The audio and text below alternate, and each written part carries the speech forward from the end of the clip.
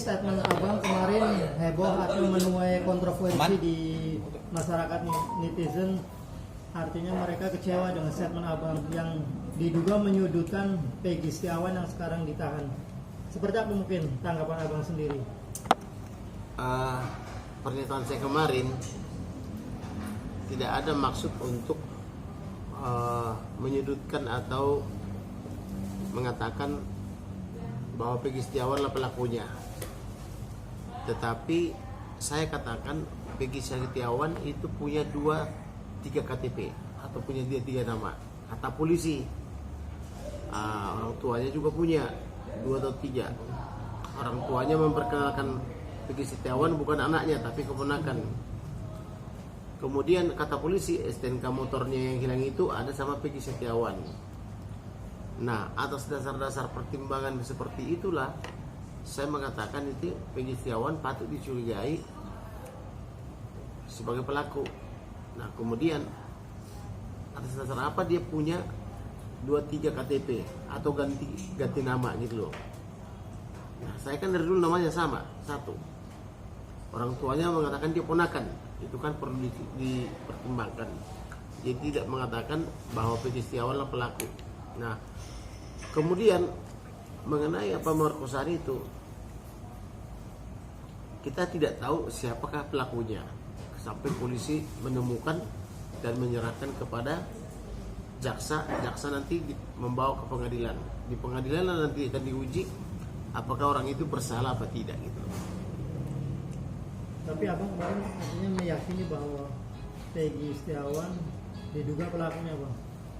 Diduga pelakunya berdasarkan 3 KTP atau 2-3 nama, dan kemudian motornya itu STNK maksudnya ya, kata polisi ada sama dia.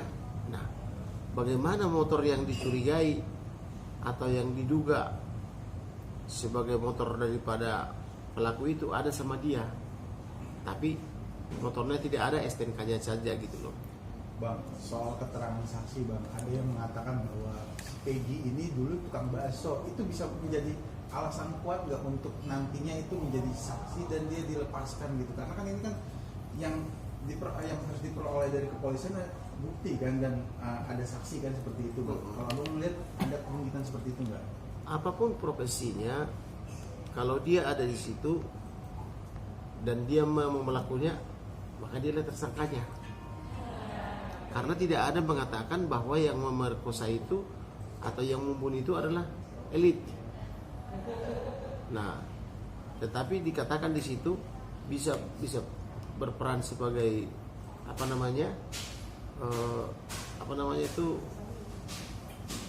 Peggy Setiawan sekarang jadi pemulung ya apa dia?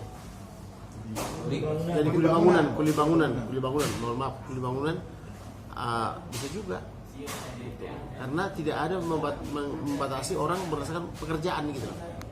Tapi banyak saksi lebih dari 1 atau lebih dari 2 yang pada saat kejadian memberikan keterangan bahwa Peggy berada di Bandung, sedang bekerja di salah satu rumah yang lagi dibangun di Bandung.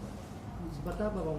Nah, asal saksi itu datang kepada polisi, benar nggak dia melihat Peggy Setiawan ini dari malam sampai sore sampai ke pagi lagi, tidak pergi kemana-mana. Tapi kalau hanya dia mengetahui dia adalah bekerja sampai jam 5 sore, kemudian jam 5 sore sampai malam dia tidak tahu, itu bermasalah itu. Bang, kita geser ke awal perilis soal kasusnya si Peggy itu jadi tersangka. Dan di situ kan ada bukti KTP dan KK. Tapi netizen itu mempertimbangkan bahwa kok bukti-buktinya kan Humas sendiri bilang ada golok, ada segala macam yang bisa membunuh orang itu, dan arti kata pemperkosaan. Nah, abang sendiri melihatnya gimana bang? Karena netizen itu kan awalnya melihat dari sisi bukti-bukti bang, dan orang nggak percaya bahwa dia jadi tersangka bang. Jadi polisi lah yang paling tahu mengenai itu. Polisi kan sudah mengantongi nama, yaitu Peggy Setiawan, Dani sama satu lagi tuh, Andi. Nah, Dani sama Andi masih dicari atau di mana keberadaannya belum tahu. Tapi kalau kita masyarakat Indonesia cinta kepada hukum, khususnya masyarakat Cirebon, bisa dia tahu siapa itu Andi, siapa Dani, siapa Peggy Setiawan. Nah, tinggal polisi mencocokkan apakah Peggy Setiawan ini SD-nya di Cirebon enggak, SMP-nya di Cirebon tidak, SMA-nya di Cirebon tidak, satu aneh enggak, ada hubungannya enggak dengan Peggy Setiawan, dengan Pina. Kalau Peggy Setiawan satu sekolah atau katakanlah dekat dengan Pina, ya berarti dia, karena motifnya katanya cintanya ditolak katanya gitu kemudian lalu si cowok itu dendam gitu loh. Tapi kan sekarang banyak bermunculan bang saksi-saksi di belakang kasus Peggy sebagai tersangka bahwa saat itu juga Peggy pas kejadian nggak ada di kampung atau dia lagi di Bandung untuk bekerja sebagai kuli. Nah, dari sisi tersangka itu bisa berpendapat nggak sih bang bahwa benar-benar fakta itu dia akan jadi tersangka bang? Asal ada saksi minimal 2, minimal 2. Ada saksi mengatakan Peggy tidak mungkin, Peggy bersama saya dari sore sampai paginya lagi. Kalau dia bilang begitu, ya dia bebas. Asal ada 2 ya. Tapi kalau dibilang Peggy Setiawan bekerja sampai jam 5, bermasalah. Jam 5 sampai malam di mana dia? Atau jam 5 sampai pagi di mana? Karena itu kan malam minggu, ya. Iya. Dan juga kemarin juga salah satu bos dari Peggy sendiri pernah kasbon di tanggal kejadiannya itu bang, ya kan, dan memastikan bahwa Peggy saat kejadian itu memang dia ada di Bandung dan bekerja, dan tanggal itu pun juga dia meminjam sebuah duit dengan ada tanda tangan dia bang. Gimana melihatnya bang? Ya itu saya bilang tadi, kalau dia kasbon kan tentu jam kerja. Betul. Nah pertanyaannya, setelah jam kerja kemana Peggy Setiawan? Ya kan, kasbon itu jam kerja. Tapi kalau dia mengatakan saya bersaksi demi gitu kan, demi Tuhan saya gitu ya, bahwa saya melihat Peggy Setiawan dari pagi sampai sore sampai pagi lagi. Nah itu asal ada 2 orang aja yang bersaksi mengatakan begitu, nah itu bebas dia. Saya kan sudah kasih clue-clue kemarin ya, bagaimana cara membebaskan dia, pra peradilan. Betul. Kenapa tidak dilakukan? Kemudian lapor wasidik, gelar dulu perkara khusus gitu kan, dia gelar, anak juga pengacaraan juga ikut. Nah, kemudian ada lagi yang lebih keras lagi, laporkan ke Propam bahwa dia dikriminalisasi. Jadi sebenarnya sekarang itu sangat enak. You tidak senang pra peradilan kan, kalau you merasa tidak melakukan. Yang kata lagi, laporkan ke Propam. Satunya lagi, laporkan ke wasidik. Nah itu loh. Oke, kemarin juga salah satu kuasa dari Pina sendiri yaitu Hotman Paris membuat statement bahwa penyidikan buat saat ini bukan ditunda atau tidak di jalan, tapi paling nggak fakta-fakta dari kasus ini Presiden harus turun tangan untuk independen untuk mencari fakta. Gimana bang pendapat abang? Kalau menurut saya bagus juga tuh Presiden ikut campur, karena ada anggapan di sini bahwa si Dani sama si Ahmad Dhani sama Peggy Setiawan seolah-olah direkayasa. Okay. Nah, maka Presiden turun tangan, berikanlah nama yang sebenarnya kan gitu kan. Kalau memang yang sekarang tidak benar. Okay. Tapi kalau saya bilang tadi, yang sekarang kalau merasa tidak melakukan pra peradilan aja, paling tidak kan sudah membuka dari pengadilan nih. Kemudian laporkan ke wasidik bahwa dia tidak berlaku. Bisa digelar, dia juga datang di sini kan, ke wasidik kan. Kemudian laporkan ke Propam atau Paminal gitu loh. Oke. Tapi kalau untuk penyidikan sendiri, untuk statement seorang Hotman Paris tidak boleh dihentikan karena wewenang dari pengajar itu tidak bisa menghentikan. Karena Presiden pun tidak bisa menghentikan atau Kapolri juga tidak bisa menghentikan dengan kasus penyidikan. Abang melihat itu sebagai fraksi hukum gimana? Begini, Pina kan sudah menjadi korban, Eki juga korban tindak pidana pembunuhan dan pemerkosaan. Maka sejak dilapor ke polisi atau sejak diketahui oleh polisi sudah terjadi penyidikan. Nah penyidikan itu akan terhenti apabila daluarsa. Nah, sudah lewat waktunya kan, udah daluarsa gitu loh.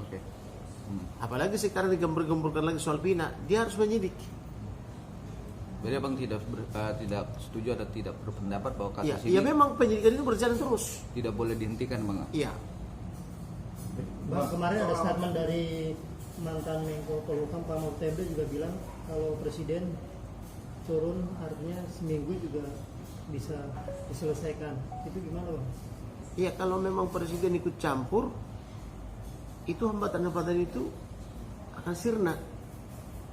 Katakanlah sekarang misalnya, katakan Dani ya, sama Andi ya, Dani dan Andi ya. Katakanlah itu orang tuanya menghalangi. Tapi kalau presiden turun tangan, mana bisa dihalangi lagi? Karena pemahaman kita presidenlah jabatan tertinggi di Indonesia. Apakah dia DPR, apakah dia di peradilan misalnya, advokat, polisi, hakim dan jaksa misalnya, semua tunduk kepada presiden. Nah, maka oleh karena itu presiden ikut campur, tidak ada lagi hambatan-hambatan gitu loh. Bang, perlu nggak sih, Bang? Ini kan yang artinya masih menjadi sorotan, ayah dari almarhum Eki, Pak Turudiana, yang artinya masih memilih untuk menutup diri, belum memberikan keterangan. Sedangkan pada saat itu kan sebagai polisi yang bertugas juga di Cirebon. Perlu nggak sih, Bang, artinya Pak Turudiana mungkin memberikan keterangan atau diperiksa oleh Propam Mabes Polri? Oke, kalau soal itu Rudiana diperiksa oleh Mabes Polri atau itu adalah memang tugas Mabes Polri. Kalau dirasa ada dari 8 pelaku itu ditambah dengan Peggy Setiawan, ada yang direkayasa. Tapi yang pertanyaannya, kenapa yang 8 pelaku itu diam aja selama 8 tahun? Betul nggak mereka melakukan? Mengapa semua mendapat putusan dan sudah ingkrah dari majelis hakim? Kan tindak pidana kan terjadi karena 4. Tindak pidana itu pertama delik aduan. Misalnya, mohon maaf nih, kau dengan istrimu, kalau melakukan perbuatan tertentu yang berhaknya istrimu yang melaporkan, misalnya dalam tanda petik berselingkuh lah misalnya ya. Kalau istrimu tidak melapor ke polisi, sampai kapanpun tidak bisa disidik gitu loh. Itu delik aduan. Kemudian ada delik misalnya formal yang dilaporkan, laporan model B. Kenapa dilaporkan? Karena diduga melakukan tindak pidana. Yang ketiga, tertangkap tangan atau tertangkap basah. Tertangkap tangan itu bisa juga oleh polisi, bisa juga oleh non polisi. Kalau oleh non polisi, segeralah dilapor kepada polisi gitu loh. Kemudian diketahui oleh polisi udah ada tindak pidana, dilakukan TPPU misalnya, tindak pidana pencucian uang itu awalnya adalah tindak pidana penggelapan misalnya atau pencurian misalnya, kemudian dikembangkan oleh polisi, ternyata ada TPPU, dibersihkan ini menjadi atas nama si Ahmad Dhani misalnya atau si Dhani misalnya kan, gitu. Jadi TPPU itu adalah laporan model A, atau bisa juga digandeng dengan laporan asal atau laporan awalnya gitu loh. Tapi abang melihat nih ada intervensi juga nggak dari mungkin atasan bahwa Pak Rudiana ini terkesan mengungkap siapa pelaku, akhirnya dia memutuskan, ada seperti itu nggak, Bang? Saya tidak melihat seperti itu, karena kalau itu sampai terjadi itu adalah peradilan sesat. Peradilan sesat berarti ya. Karena ada penuntut umum, ada juga pengacara, ada hakim. Gitu loh. Tapi sekiranya itu terjadi, maka hak mereka adalah membebaskan diri. Hak mereka adalah pra peradilan. Pasal 77 dan pasal 21 undang-undang yang dirancang oleh MK itu, yang final dan banding katanya. Kalau itu sampai terjadi ya, tapi itu juga membuktikan bahwa hakimnya juga sesat, jaksanya juga sesat, kemudian penyidiknya juga sesat, tambah pengacaranya juga tidak mampu gitu, sesat juga itu. Kalau sampai orang itu terjadi seperti itu, sudah dihukum 8 tahun, ternyata pelakunya adalah kelompok yang lain, kelompok ini yang dibinasakan kan itu. Karena itu kan yang ditangkap itu kan satu kelompok, itu 8 orang. Gitu. Bang, RSPK perlindungan dari korban sendiri. RSPK kemarin juga sudah mengasih statement bahwa saksi-saksi atau yang sekarang juga sudah keluar harus diamankan. Abang itu apa gimana, Pak? Lihatnya, Pak. Yang 8 orang ya? Iya. Yang sekarang ini boleh tampil, Bang, atau yang sudah keluar harus dijaga dengan SPK itu, Bang. Gimana melihatnya? Kalau mereka itu memang harus dijaga, perlu, tapi kalau dibatasi untuk berbicara itu tidak baik, karena membatasi berbicara sama dengan tindak pidana gitu. Lagi dari saya, Bang. Yang kemarin juga Otto juga sudah membuat tim kuasa dari pertama BAP yang sebagai saksi, tapi dari 2 saksi itu juga menjelaskan bahwa terjadinya pembunuhan saat itu juga ada motif dugaan yang tidak pas, dan saat BAP juga ada tekanan. Abang melihatnya gimana? Kalau itu diucapkan oleh mereka itu adalah hak pengacara, tetapi pertanyaan bagi kita adalah apakah orang itu direkayasa dari tidak pembunuh jadi pembunuh? Apakah direkayasa mereka? Direkayasa oleh penyidik, direkayasa oleh penuntut umum, direkayasa oleh hakim. Rekayasa juga pengacaranya. Rekayasa juga pengacara yang menonton. Saya rasa kalau seperti itu terjadi, itulah bahwa Indonesia itu hukumnya benar-benar rusak. Tapi kalau itu tidak terjadi, ya mohon maaf lah, tidak bisa menghakimi seperti itu gitu loh. Bang, menurut abang begitu sulit sih, Bang, kasus Vina dan Egy ini, Bang, diungkap, Bang? Menurut abang tuh harusnya seperti apa sih, Bang? Kayaknya emang sampai presiden pun turun tangan gitu. Sebenarnya tidak sulit kalau misalnya penyidik itu bekerja konsisten, dan pertama penyidik itu berwenang, ya, kemudian dikasih upaya yang cukup untuk menyidik. Nah, kemudian bertanggung jawab, disiplin, kemudian dipromosikan dan waktu tertentu. Nah, ada sanksi juga bagi pelanggar. Kalau itu diberikan kepada setiap warga negara Indonesia yang bekerja di pemerintahan, tidak sulit kok. Kita aja memeriksa itu gampang. Nah, cuma pertanyaannya, benar nggak yang diperiksa itu gitu loh.